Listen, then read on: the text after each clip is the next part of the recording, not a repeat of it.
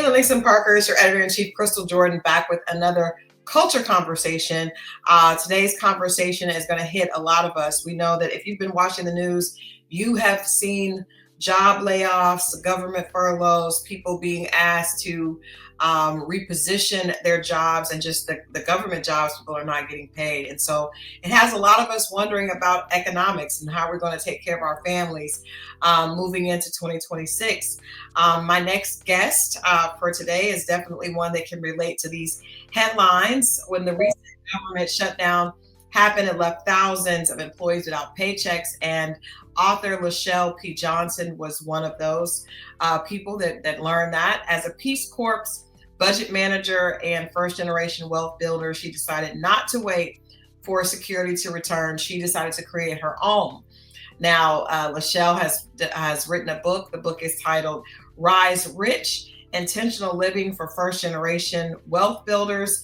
It is released on November 3rd, and we have her here to talk a little bit about how we can create our own as opposed to waiting to security to come back to us. Please help us welcome LaChelle P. Johnson. Hello. Thank you so much. Absolutely. First of all, let me congratulate you on your new book. I know that is it's a huge feeling to see your first book actually in print.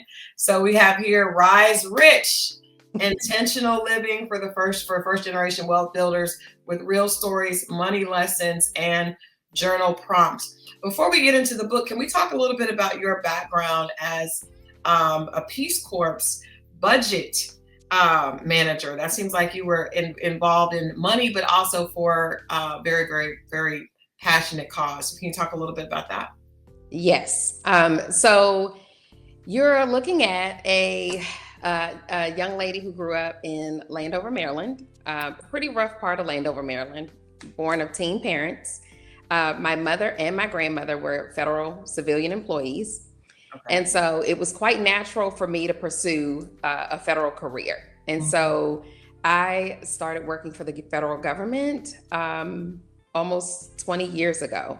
Okay. And I evolved as a federal contracting professional, where I executed multi-million-dollar contracts, and I've managed multi-million-dollar budgets for several federal agencies. And where I am now, I lead a team, and it was part of my dream, just because I was following in the footsteps of my mom and my grandmother to rise to the top in the civilian workforce and do better than they did, right? My grandmother was a secretary. My mother was a mutilated currency examiner for the Department of Treasury. And so for me, it's like, okay, I want to take that and be a legacy and move into the senior executive service. Well, this year is one that is very different from any other, because we are feeling very insecure in our federal positions, because our jobs are at risk. There's layoffs. There's been several rifts, and we are now in the midst of a federal shutdown. And so I've always been an entrepreneur at heart, and I have been super duper passionate about my journey to crack the code, because I was not born with a blueprint, a wealth blueprint to follow. Many of us were not. And so I learned through trial and error. But because I was born of teen parents, I lived a very young life with fear of instability and insecurity. So not only did I want to rise to the top of my federal career, but I was very focused on my credit. Like, how can I make sure I'm not faced with issues with my credit, being burdened with debt, student loans jumped on my back, and I was in the hole before I even started life, like truly as a professional. And so, it was always a passion of mine to be very intentional about being stable. And so in my federal position, I progressed very quickly in the, contracting is a very high demand field, whether it's federal or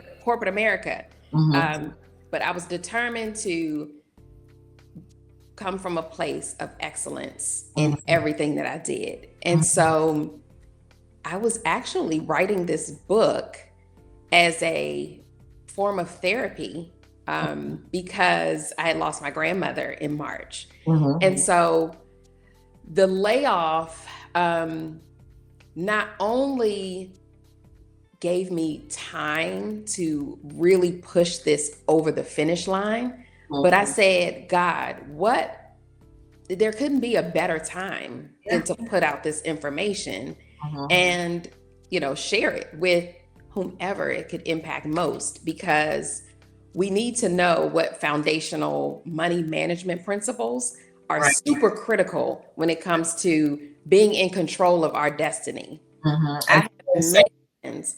I'm sorry, go ahead. And feeling safe and feeling secure. I think, your story, a lot of us can relate, to that, being told. I'm originally from Ohio, and my grandmother worked for the post office, and she worked there for years.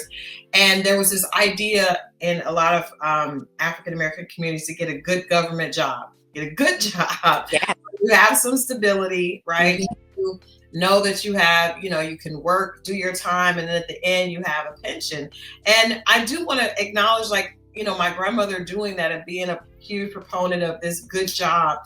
When she fell ill later in life, that pension did really help put her in a better position. It enabled us to really take care of her in a way that she would have appreciated. But I think the times have changed, times have changed so much. And even for people that are not in federal or, government jobs, there are we know in 2025 thus far, there have been over 300,000 African-American women that have lost their jobs. So it extends outside of government, cities, corporate. It's affecting us all, in different fields, different career paths.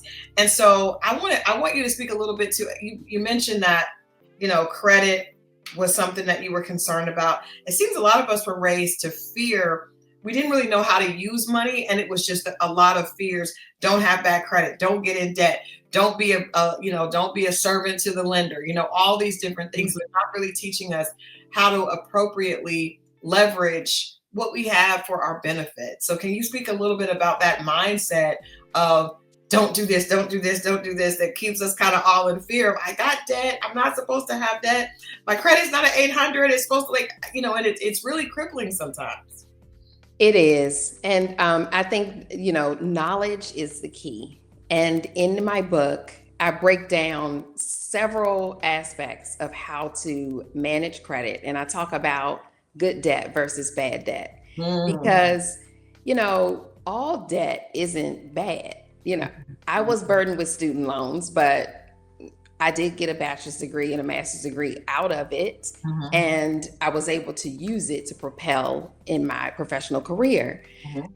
So was I burdened? Yes. Did I have to figure out how I was going to? Now, thank God, Biden administration, I was able to actually get my student loan balance forgiven, which was a dream come true. But, I think it's important to know and understand what impacts your credit score.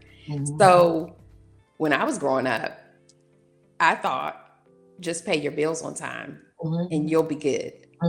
And so I was just very adamant about paying my bills on time by the deadline. I did not know, which we need to know, that a huge part of your credit scoring factor is the history of your credit. So had I known then that my very first credit account is like what's going to establish the history and be weighted at 35%, factoring in my credit score, I would have kept that card open forever. So because that's the one that would establish the longest history tenure. Also just knowing that, if you keep your balance the total amount that you spend below 30% of that credit limit, you also keep your credit score going up as opposed to going down. Now, again, when I was growing up, if I had a $500 credit limit, I thought I had $500 to spend. Absolutely. So I was spending and I was paying that $30 minimum payment. And I was, and so of course, what happens? The credit cards continue to grow in number. And now we have all this money that we think we can spend. And so I was spending. And I was maxing them out. And so that's another important factor. You shouldn't go, 10% of what that balance, that total available credit limit is really the gauge to kind of keep you not looking like you're risky, like you need it. And so creditors, if they feel like you rely on that credit and you need it and you need most of it, then you are more at risk of not being able to pay at some point. And so your credit scoring comes down. So I think it's important to know that. And I think on-time payments, that is definitely a key factor. And then just also, inquiries, like who knew that a hard credit pull, like we were maxed at 2 before it impact our credit score per year. Yeah, a lot of us learned that the hard way. Yes. And then you become afraid, like, no, you cannot pull my credit score. Absolutely not. No, don't touch it. If credit is a big part of that. I also, right now, my heart goes out to so many people that are working jobs and not getting paid. And most people we know do not have, ideally it would be great if we could go 6 months, a year, even longer without a paycheck, but most of us are just not, our lives are not built that way. How can we prepare? I mean, what advice do you have for people that are dealing with this, that are, people say there's this idea of paycheck to paycheck, but the reality is most Americans are living paycheck to paycheck, or at least 1 to 2 to 3 paychecks away from being in, financial distress. So what is your advice to people that may be hearing this, may want to get this book and read, but they're in a place right now where they've either been laid off and they're not prepared for it, or they are dealing with, working for the government where they're not receiving their paycheck unexpectedly because of the shutdown? And, I think it's important to, one, don't panic, because a lot of times we panic and we're in a, oh my gosh, what am I going to do state. And we can sometimes be irrational and make very emotional decisions. Sometimes we feel like, okay, we instantly think we need a loan or we need to just start using our credit cards, and we end up in more debt and owing more. And so, fingers crossed, back pay comes through, right? But we don't want to be in a worse situation than what we are now. So we need to lean in to the resources we have available and not assume that creditors and lenders aren't willing to work with us. Okay. So people need to make those phone calls. First, be very clear on what your financial situation is. What are your needs that have to be met, essentially met on a monthly basis? Okay. A full list, what that amount is in total, and then all of the wants and the extra stuff, you want to have that off to the side. But at this time, we want to address critical needs. And once we have it clear, because I know it can be stressful for some, I've been there, where when you really look at your picture, just looking at it can be stressful. It's overwhelming, right? But we can't ignore what we have in front of us. We have to be very clear. And then from there, we need to make sure we figure out exactly what we have in our access or accessible to us in terms of resources, financial resources. State and local governments are being very generous. There are several credit unions and banks offering 0% interest loans. Okay. So if your credit is at a point where you can lean in and take advantage of that resource, absolutely do so. Mhm. Locally, food banks are giving out food. Yeah. By the boatload. The Capital Area Food Bank has expanded distribution locations tenfold, it Mhm. seems like. Mhm. So check state and local websites and make sure we are very clear on what it is available that we can take advantage of, so we aren't putting our cash out for Mhm. things That, that we can get free. okay. I want to run back through that list because you just gave out um, four really important keys. The first one was don't panic. That's right. Okay, because that can cause us to make irrational or emotional decisions. The second one was know your critical needs. What does that look like? It can make us anxious. It can be overwhelming, but you need to know that information. The third is be willing to make those calls. Don't assume that a creditor or your mortgage company or your landlord will not be reasonable. Be willing to make those calls and see what the information, see what the situation is. And of course, number four, do not ignore the situation. And that's, I think for a lot of us, it's really easy to just don't look at it because it's overwhelming. But do not ignore that. Making sure that you're up on things can help you. And then number five is know what resources are accessible to me on a local and state level, because like you said, there are a lot of people really willing to help. There are a lot of organizations primed and ready to help. And I think it's easy to look at social media, become overwhelmed, and assume the worst. And the information, like you're saying, go out there, be willing to look it up, ask. The worst they can say is no, which is probably what you're assuming anyway. So make sure that you do your research to find out what is accessible to you. Absolutely. Yes.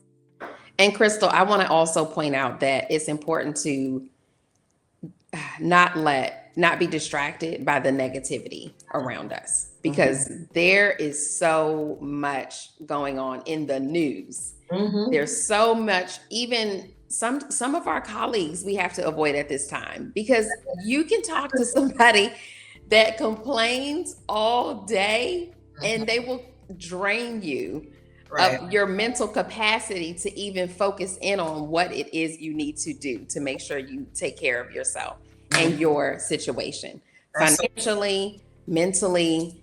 It can really take a toll on people, and that impacts, how effective we are in bouncing back.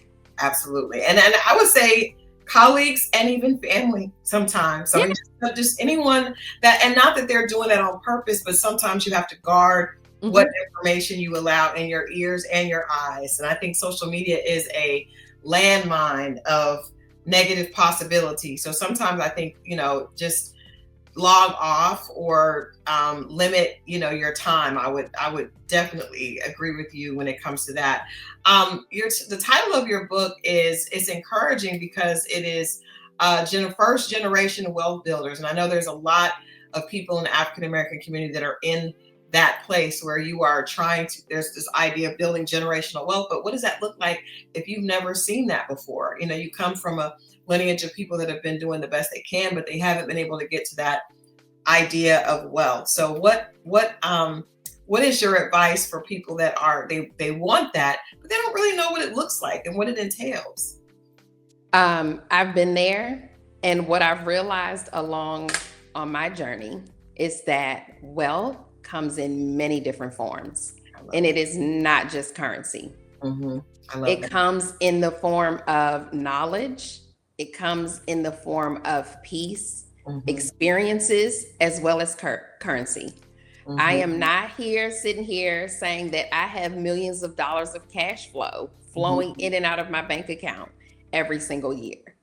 But what it does mean is that when you rise, the rise is a very personal one. And we can oftentimes look at social media or look at what the media puts out, and we assume, we make this, we adapt to this societal picture of what wealthy and rich looks like.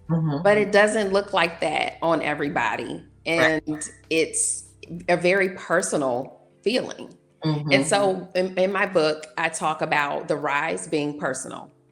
And so, what does rich look like for you? What makes you happy? What brings you peace? What are the things that you do that you enjoy doing and that you can use? Where do you want to live? What do you want to drive? And for everybody, it's not a Rolls Royce. Um, and so, personally, to live a rich lifestyle for me might cost me $200,000 a year. Mm-hmm. Somebody else, it might be 1 million. Beyonce, billion. Who knows? You know, so it's, but it's levels. But I think it's very clear to understand. And so I talk about ditching the scarcity mindset Mm. and not chasing, because a scarcity mindset can have you feeling fearful. Mm-hmm. I was there. I was fearful of not being financially stable at Mm-hmm. any point in life. And so, but ditching that mindset and knowing that God calls us to live a life of abundance. Mm-hmm. And so when we know that, it's like, okay, so I can do this. I can live a rich life, and it might not look like yours. It might not look like Beyonce's. It might not look like my neighbor's, who's driving the Bentley. Mm-hmm.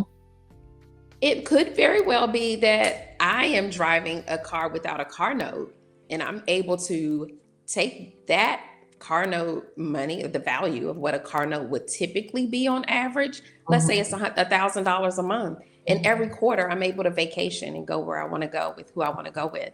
Yeah. And the freedom of being able to make that choice is what feeds a rich lifestyle. I like that. So there's levels to living a rich life. And so in my book, I try to drive that point home. And when I talk about building generational wealth and legacy wealth, it's tied to more than, because we oftentimes, how many times do you hear health is wealth? All the time. All the time. I hear it. But what is more that? than I hear people talk about money. Like, that's true. People don't say wealth is $1 million. Wealth is $500,000. Wealth is, there's no monetary. Because with the money is definitely, you don't, everyone has a different idea of what that is, but health is something that's pretty, there's a pretty common definition of what that looks like, right? So the finances could be everywhere. I love what you say about a scarcity mindset and getting rid of that, because I really do believe a lot of our grandparents and even parents, the anxiety that came with trying to provide often put their health at risk, and the way that they viewed money, right, and the way that they viewed being able to provide, and of course things were different in certain. It seemed like we're doing a circle. Everything is coming full circle now, but I do think that anxiety does lend to health issues, both mental and physical, if you're constantly stressed and you're just living in a fear of not having enough. Exactly.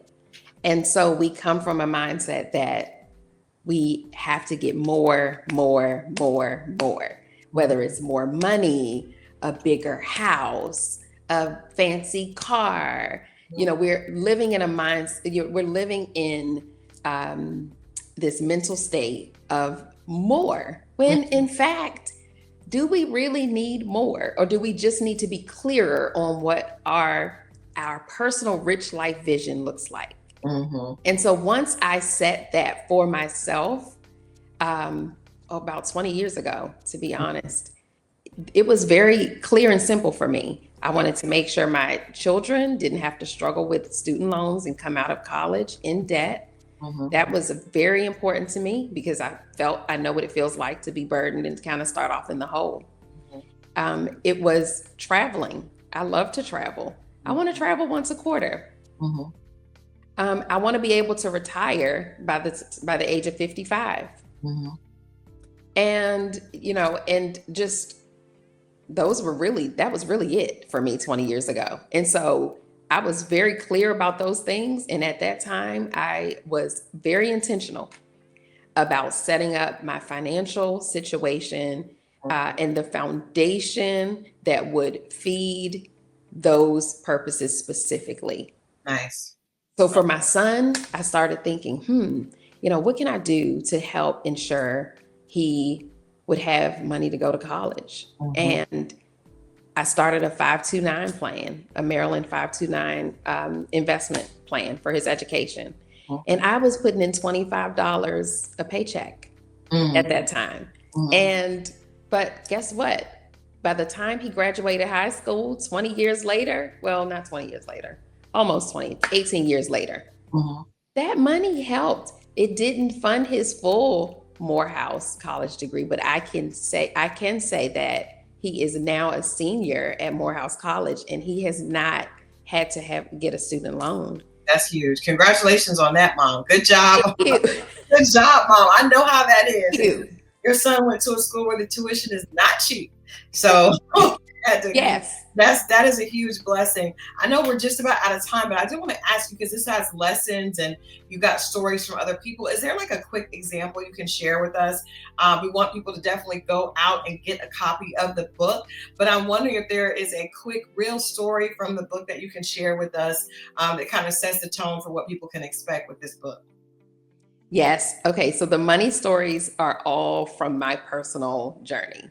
Wonderful. And so I go all the way back to being 14 and wanting to help my mom by not being a burden. Yeah. I just wanted to be able to buy the clothes I wanted to wear and get what I needed. Cell phones were on the market, and I wanted a cell phone or pager. It was a pager first. Pager, yeah, I remember that. And so, I talk about how I went and I approached the t-shirt stand owner in Landover Mall about working for him, and I admitted that I was too young and I didn't have a work permit, but he went out on a limb and he said, okay, we'll try a couple hours here and there.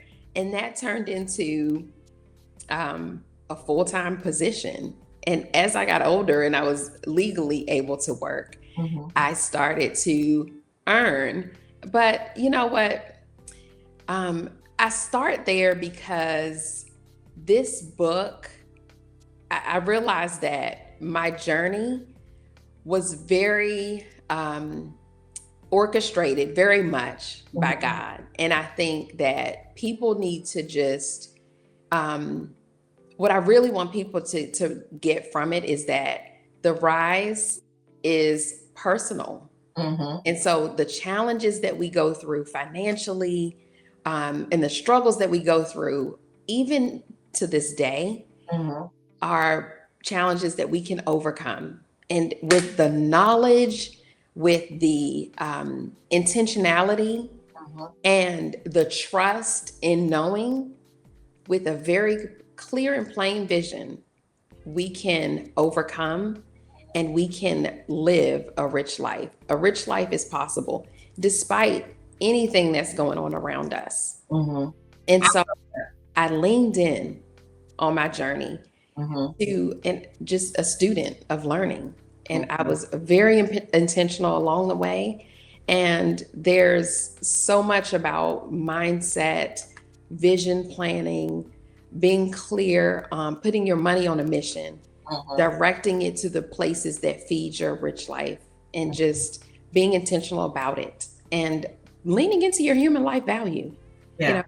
Understanding you are your greatest asset and you cannot invest enough in yourself. And it doesn't always have to cost, but watch what you feed your energy, your spirit, and lean into the gift that God gave you and monetize it. And so I talk about doing those things because we can, when the income stops, I encourage multiple streams of income, but a lot of times we can generate them using our own personal gift. And the things that we have all around us that we consider trash, we no longer value, but other people might see it as a treasure. Well, it sounds like this book has a lot of gems and information, knowledge, but most importantly, I think what I'm getting is that there is a positive message. And when we hear right now, when so many people are panicking, so many people have fear of the future, or even fear of what, realistically, how they're going to manage, to know that a rich life is possible, and that we all have the ability to define what that looks like for ourselves. So it puts you back in power. You don't have to be feeling that way. We know that the headlines can be daunting, but everyone is dealing with this on an individual level, and God has put us in a position to overcome. And so I love that being the overall message. Let people know where they can get a copy of the book. I know the book came out November 3rd. Where can people get a copy? How can they support? It is out on Amazon.com. So you can literally just search Rise Rich and it'll pop right up on Amazon.com. For schools, libraries, bookstores, it is also available through Ingram Spark. And I can be followed at the Wealth Building Lab on all social media handles, primarily Instagram. And I also have a website, the Wealth Building Lab, wealthbuildinglab.org. Wonderful. Well, thank you, LaChelle, for spending some time with us here at Lenox and Parker. And also just thank you for putting this out. I think that this is really important, and what a timely message. You probably had no idea when you first started working on this book how important and how crucial it would be for such a time as this. So we just want to thank you for doing that and sharing this with our readers, as opposed to looking at the negativity. Go get a copy of Rise Rich, Intentional Living for First Generation Wealth Builders, with real stories, money lessons, and journal prompts to get you started. Thank you so much, LaChelle. And thank you, Christal. Again. Happy holidays. Thank you so much. Happy holidays to you too. It's been a pleasure and an honor. Thank you so much for your time. Absolutely. Thank you. See you soon. Okay. All right, Lenox and Parker. Well, I love that conversation. Make sure that you guys, this is a great holiday gift if you're looking for something to get for a friend, for a family member, or just for yourself. Yourself connected and in a great positive space. Get a copy of this book. Stay connected. Let us know what you thought about this interview here on Lenox and Parker. There's more to come. Stay tuned.